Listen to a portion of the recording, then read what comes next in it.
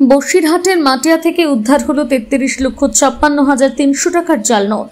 বসিরহাটের মাটিয়ার খোলা পোতা থেকে উদ্ধার হলো 33,56,300 টাকার জাল নোট। এই ঘটনায় বাড়ির মালিকের ভাই শেখ আব্দুল করিম গ্রেপ্তার করেছে মাটিয়া থানার পুলিশ।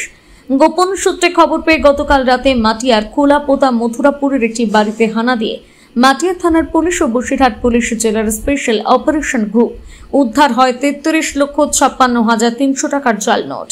এর মধ্যে 200, 500 এবং 2000 টাকার নোট রয়েছে। বাড়ির মালিক আপাতত পলাতক। এত জাল নোট কোথা থেকে এলো, এখান থেকে কোথায় পাচারের ছক ছিল, খতিয়ে দেখছে পুলিশ। আজ পুলিশ হেফাজতে চেয়ে আজ রবিবার সকাল 11টা নাগাদ সাংবাদিকদের মুখোমুখি হয়ে জানালেন বাদুড়িয়ার এসডিপিও রাহুল মিশ্র।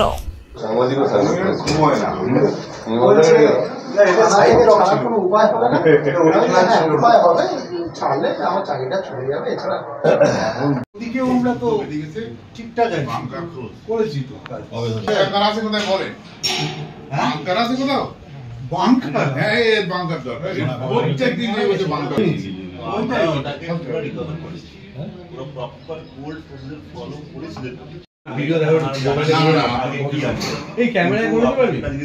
ক্যামেরা নিয়ে ক্যামেরা সবথেকে ভালো।